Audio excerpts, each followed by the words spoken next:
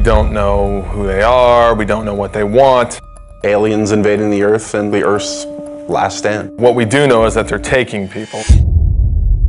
It's basically not a remake, but a reimagining of the original XCOM game. Well, core principles from the original that we wanted to build on was basically everything. XCOM is about Earth being threatened by an unknown enemy. The world bonds together and they form an elite military organization, the most elite in the history of the world, and that's where the player comes in. They are the commander of this organization. I think we were all fans of the original, you know, working for Firaxis, we're all fans of squad-based, turn-based strategy, so I've played just about every turn-based strategy game out there. I think we all had a lot of ideas and things that we wanted to do and things we liked about all of the games that we played in the past.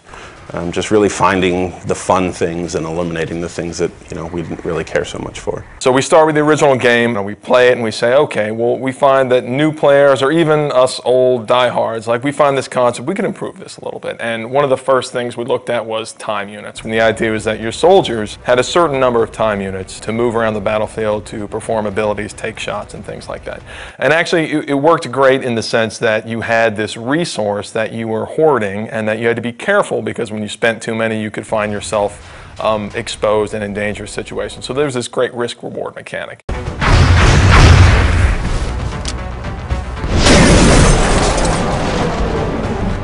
We said, okay, how can we simplify that and sort of free up all that headspace that takes up in the player's head? We sort of turned the time units into a simplified version where the player has a number of moves that they can perform per turn, and they can choose to move and shoot, they can choose to move really far, and then based on different abilities their soldiers have, maybe they can use those abilities to do different things. But it still has that great risk-reward mechanic. Look, I need to run really far this time, but when you do that, you're always taking the cost that you're not going to be able to shoot, and then you're going to find yourself in a difficult tactical position.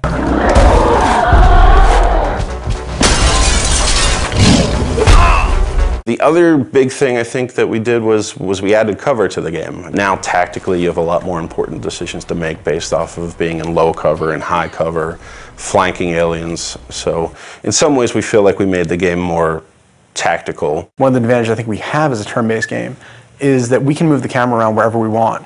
If you're making a game that has real-time response, players get really upset when you take control away from them. Well, we do that every other turn. There's been a very cinematic approach to the game that we're making now that wasn't available then, simply because we can move the camera around and take advantage of the fact that we have a 3D game. We're still leveraging the 3D and the tech that we have available now to make it a much more compelling experience, I think, visually, than they were able to do back then. The Glamcam was our way of kind of making a turn-based strategy game sexy. It was a way for us to take the camera and put it in the environment in a way that kind of got you out of the normal gameplay mode, but let you see things a little clearer and a little more up close and feel like you're a little more part of the action.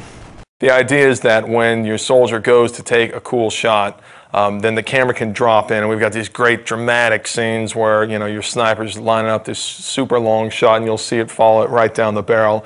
And what that does is it allows a little more of an intimate connection between you and your soldiers. And of course it increases the drama of the actual combat. And the Glamcam is a great way to do that. That's just one of the ways that we sort of get the camera down there so the player can sort of see combat from their soldier's perspective.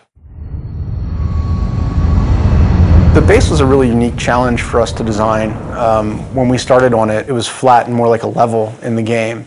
And we really wanted to have base building, but we ran into some really difficult challenges on it being flat and working more like a level. And at a certain point, a couple of my guys had come in and they said, you know what, we keep talking about this as an ant farm. Why don't we make it like an ant farm? It is very much, you know, the G.I. Joe base that the kid down the street had that you didn't have, that you got to play with every once in a while if you went to his house.